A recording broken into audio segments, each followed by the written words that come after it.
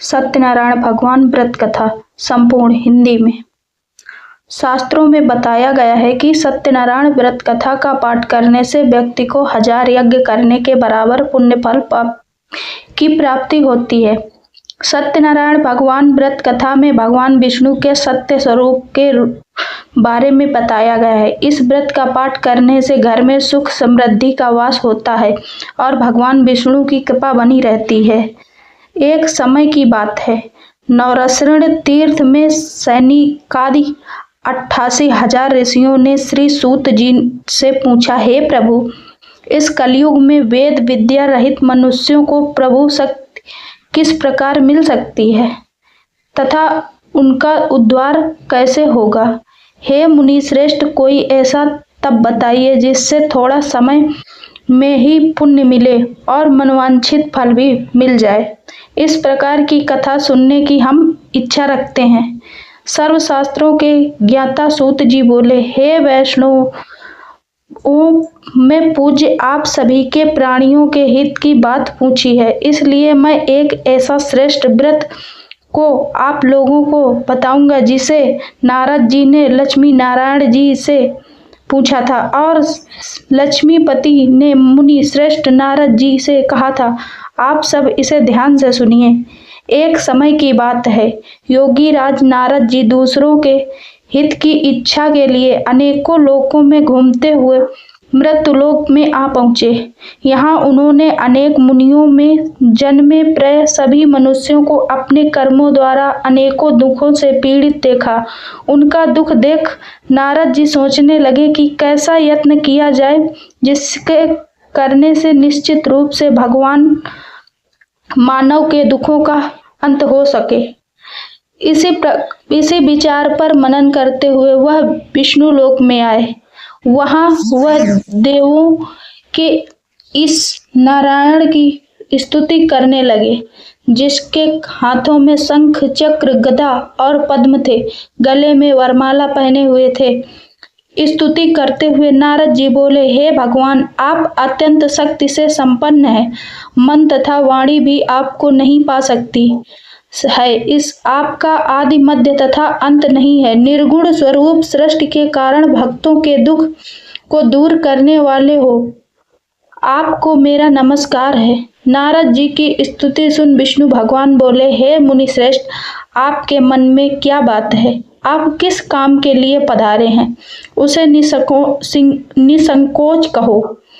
इस पर नारद जी मुनि बोले, हे कि मर्त्यलोक में अनेक योनियों में जन्मे मनुष्य अपने कर्मों के द्वारा अनेकों दुख से दुखी हो रहे हैं। हे नाथ, आप मुझ पर दया रखते हैं तो बताइए कि वो मनुष्य थोड़े प्रयास से ही अपने दुखों से कैसे छुटकारा पा सके। तब श्री हरि बोले, हे नारद, मनुष्यों की भलाई के लिए तुमने बहुत अच्छी बात पूछी है। इससे करने से मनुष्य मोह से छूट जाता है। वह बात मैं कहता हूँ, इसे सुनो। स्वर्ग लोक का वह मृत्युलोक दोनों एक दुर्लभ उत्तम व्रत है जो पुण्य देने वाला है। आज प्रेमवश होकर मैं उसे तुमसे कहता हूँ। श्री सत्यनारायण भगवान का यह व्रत अच्छी तरह विधान पूर्वक करके मनुष्य तुरंत ही यहाँ सुख भोग कर मरने पर मोक्ष पाता है। श्री हरि के वचन सुन नारद जी बोले कि उस व्रत का फल क्या है और उसका विधान क्या है? यह व्रत किसने किया था? इस व्रत को किस दिन करना चाहिए? सभी कुछ विस्तार से बताएं। नारद जी बात सुनकर श्री हरि बोले, दुख व शोक को दूर करने वाला है, यह सभी स्थानों पर विजय दिलाने वाला है। मानव को भक्ति व श्रद्धा के साथ शाम को श्री सत्यनारायण की पूजा धर्मपरायण होकर ब्राह्मणों व बंधुओं के साथ करनी चाहिए। भक्ति भाव से ही निवेद्य के केले का फल, घी, दूध और गेहूं का आटा सवैया ले गेहूं के साथ स्थान पर साठी का आटा, शक्कर तथा गुड़ लेकर वह सभी भक्षण योग्य पदार्थों को मिलाकर भगवान का भोग लगाएं। ब्राह्मणों सहित बंद बंधुओं को भी भोजन कराएं।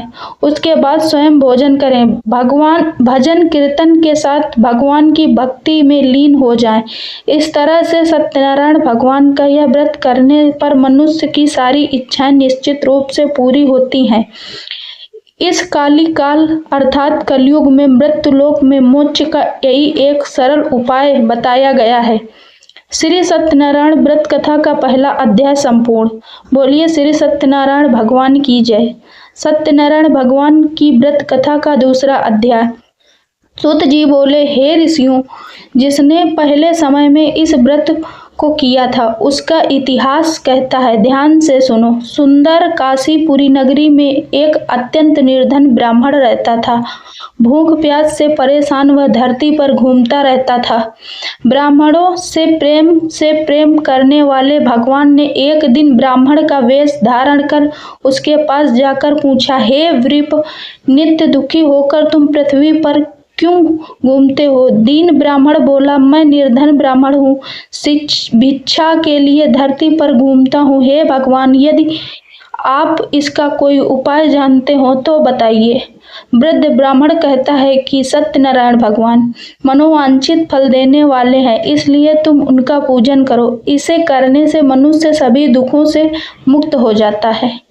वृद्ध ब्राह्मण बनकर आए सत्यनारायण भगवान उस निर्धन ब्राह्मण को व्रत का सारा विधान बताकर अर्धधान हो गए। ब्राह्मण मन ही मन सोचने लगा कि जिस व्रत को वृद्ध ब्राह्मण करने को कह गए हैं मैं उसे जरूर करूंगा। यह निश्चय करने के बाद उसे रात में नींद नहीं आई।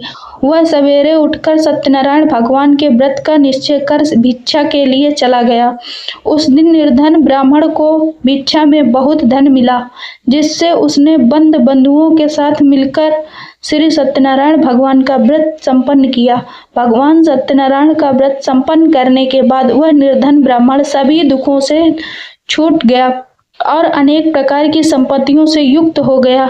उसी समय से यह ब्राह्मण हर माह इस व्रत को करने लगा। इस तरह से सत्यनारायण भगवान के व्रत को जो मनुष्य करेगा वह सभी प्रकार के पापों से छुटकारा मोक्ष को प्राप्त होगा। जो मनुष्य इस व्रत को करेगा वह भी सभी दुखों से मुक्त हो जाएगा। सूत जी बोले कि इस तरह से नारद जी से नारायण जी का कहा हुआ श्री सत्यनारायण व्रत को मैंने तुमसे कहा। हे विप्रो, मैं अब और क्या कहूँ? ऋषि बोले, हे मुनिवर, संसार में उस विप्र से सुनकर और कुछ किसने व्रत को किया, हम सब इस बात को सुनना चाहते हैं। इसके लिए हमारे मन को श्रद्धा का भाव है। सूत जी बोले, हे मुनियों, जिसने इस व्रत को किया है वे सब सुनो। एक समय वही विप्र धन वह ऐश्वर्य के अनुसार अपने बंद बंधुओं के साथ इस व्रत को करने को तैयार हुआ। उसी समय एक लकड़ी बेचने वाला बूढ़ा आदमी आया और लकड़ियां बाहर रखकर अंदर ब्राह्मण के घर में गया।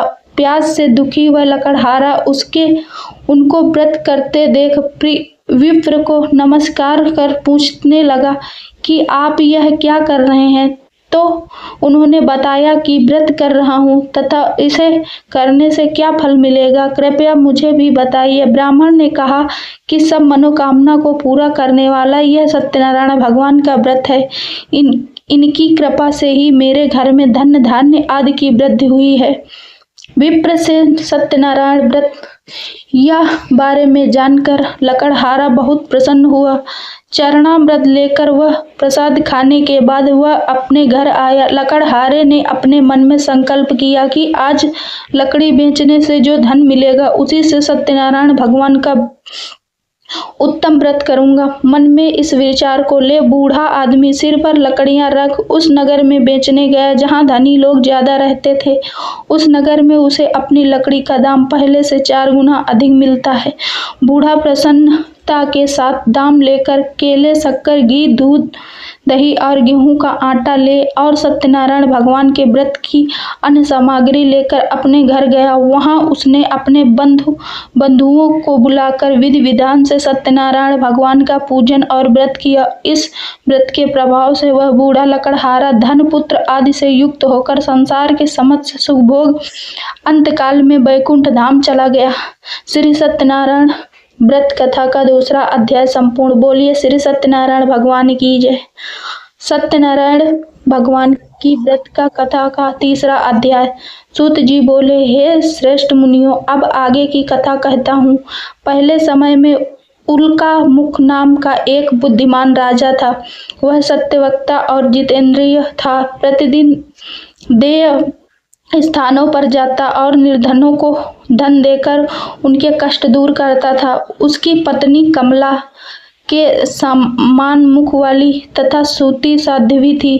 भद्रशिला नदी के तट पर उन दोनों ने श्री सत्यनारायण भगवान का व्रत किया। उसी समय साधु नाम का एक वैश्य आया। उसके पास व्यापार करने के लिए बहुत सा धन भी था। राजा को व्रत करते देखकर वह विनय के साथ पूछने लगा, हे राजन, भक्ति भाव से पूर्ण होकर आप ये क्या कर रहे हैं? मैं सुनने की इच्छा रखता हूँ, तो आप मुझे बताइए। राजा बोले, हे साधु, अपने बंधु बांधवों के साथ पुत्रादि की प्राप्ति के लिए एक महाशक्तिमान श्री सत्यनारायण भगवान का व्रत व पूजन कर रहा हूँ। राजा के वचन सुन साधु आदर से बोला, हे राजन, मुझे इस व्रत का सार विधान कहिए। आपके कथनानुसार मैं भी इस व्रत को करूँगा। मेरी भी संतान नहीं है और इस व्रत को करने से निश्चित रूप से मुझे संतान की प्राप्ति होगी। राजा से व्रत का सारा विधान सुन व्यापार से निवृत्त हो वह अपने घर आया। साधु वैश्य ने अपनी पत्नी को संतान देने वाले इस व्रत का वर्णन सुनाया और कहा कि जब मेरी संतान होगी तब मैं इस व्रत को करूंगा। साधु ने इस तरह के वचन अपनी पत्नी लीलावती से कहे। एक दिन लीलावती पति के साथ आनंदित होकर सांसारिक धर्म में प्रवृत्त होकर सत्यनारायण भगवान की कृपा से गर्भवती हो गई। 10वें महीने में उसके गर्भ से एक सुंदर कन्या ने जन्म लिया। दिनों दिन वह ऐसे बढ़ने लगी जैसे कि शुक्ल पक्ष का चंद्रमा बढ़ता है। माता पिता ने अपनी कन्या का नाम कलावती रखा।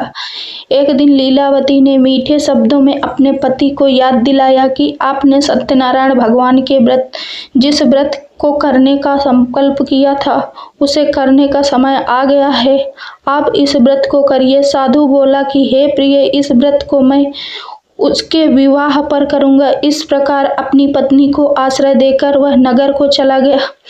कलावती पिता के घर में रह वृद्ध हो प्राप्त हो गई। साधु ने एक बार नगर में अपनी कन्या को सखियों के साथ देखा तो तुरंत ही दूत को बुलाया और कहा कि मेरी कन्या के योग्य वर देख कर आओ। साधु की बात सुनकर दूत कंचन नगर में पहुंचा और वहां देखभाल कर लड़की के सुयोग वड़ी पुत्र को ले आया।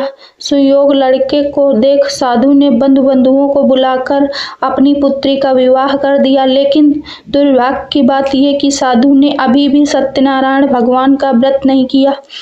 इस पर श्री भगवान क्रोधित हो गए और श्राप दिया कि साधु को अत्यधिक दुख मिले।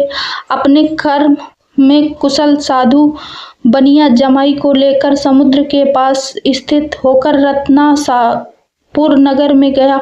वहां जाकर दामाद ससुर दोनों मिलकर चंद्रकेतु राजा के नगर में व्यापार करने लगे। एक दिन भगवान सत्यनारायण की माया से एक चोर राजा का धन चुराकर भाग रहा था।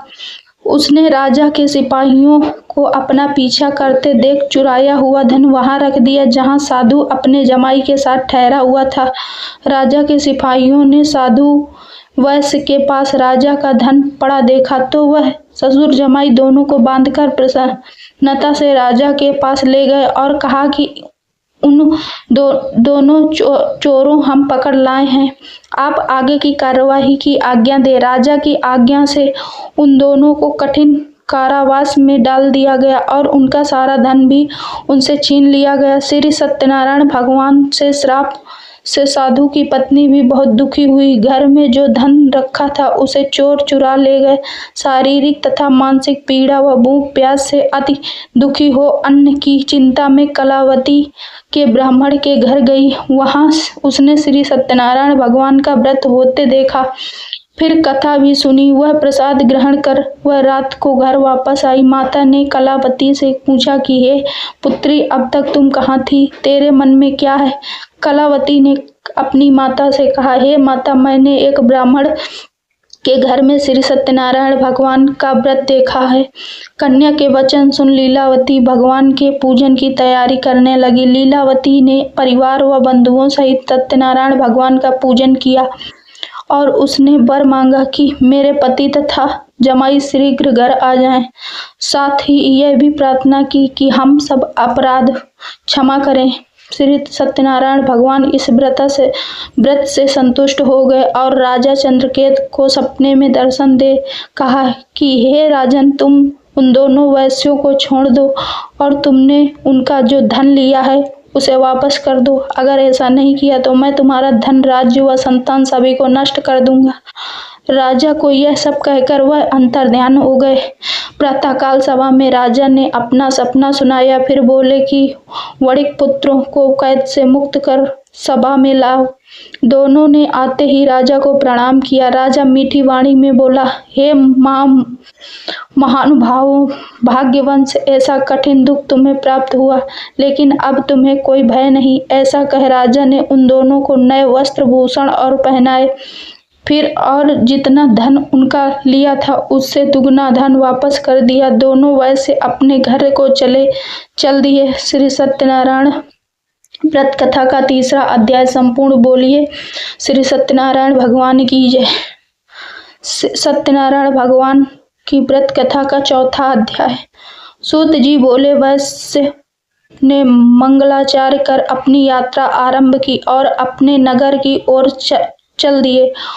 उनके थोड़ी देर जाने पर एक दंडीय विषधारी सत्यनारायण ने उनसे पूछा, हे साधु, तेरी नाव में क्या है? अब वणिक हंसता हुआ बोला, हे दंडी, आप क्यों पूछते हो? क्या धन लेने की इच्छा है? मेरी नाव में तो बेल व पत्ते भरे हुए हैं। वैश्य के कठोर वचन सुन भगवान बोले, तुम्हारा वचन सत्य हो। दंडी ऐसा वचन कहा वहां से दूर चले गए। कुछ दूर जाकर समुद्र के किनारे बैठ गए। दंडी के जाने के बाद साधु वैश्य ने नित्य क्रिया के पश्चात नाव को ऊंची उठते देखकर अचंभा माना और नाव में बेल पत्ते आदि देख वह मूर्छित हो जमीन पर गिर पड़ा। मूर्छा खुलने पर वह अत्यंत शोक में डूब गया तथा तब उसका दामाद बोला कि आप शोक ना मनाएं, यह दंडी का श्राप है, इसलिए हमें उनकी शरण में जाना चाहिए, तभी हमारी मनोकामना पूरी होगी।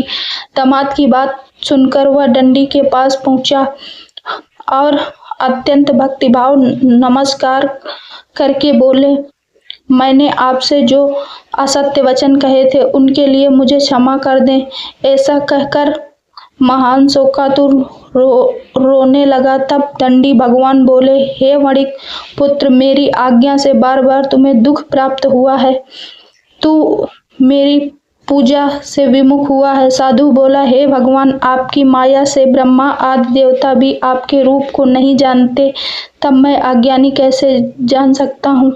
आप प्रसन्न होइए, अब मैं समर्थ के अनुसार आपकी पूजा करूंगा। मेरी रक्षा करो और पहले के समान नौका में धन भर दो। साधु वैश्य के भक्तिपूर्वक वचन सुनकर भगवान प्रसन्न हो गए और उनकी इच्छा अनुसार वरदान देकर अंतर्ध्यान हो गए। ससुर जमाई जब नाव पर आए तो नाव धन से भरी हुई। फिर वहीं अपने अन्य साथियों के साथ सत्यनारायण भगवान का पूजन कर अपने नगर को चल दिए। जब नगर के नजदीक पहुंचे तो दूत को घर पर खबर करने के लिए भेजा दिया। दूत साधु की पत्नी को प्रणाम कर कहता है कि हे मालकिन, आपने दामाद सहित नगर के निकट आ गए।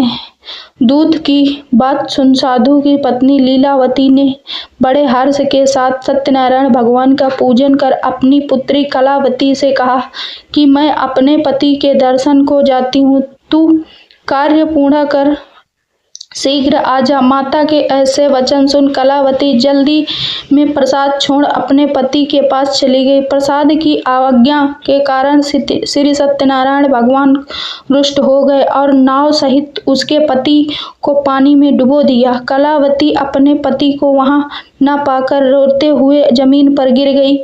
नौका को डूबा हुआ देख वह कन्या को रोता देख साधु दुखी होकर बोला कि हे प्रभु, मुझसे तथा मेरे परिवार से जो भूल हुई है उसे क्षमा करें। साधु के दीन वचन सुनकर श्री सत्यनारायण भगवान प्रसन्न हो गए और आकाशवाणी हुई, हे साधु, तेरी कन्या मेरा प्रसाद छोड़कर आई है, इसलिए उसका पति अदृश्य हो गया है। यदि वह घर जाकर प्रसाद खाकर लौटती है तो उसे इसका पति अवश्य मिलेगा। ऐसी आकाशवाणी सुन कलावती घर पहुंचकर प्रसाद खाती है और फिर आकर अपने पति के दर्शन करती है।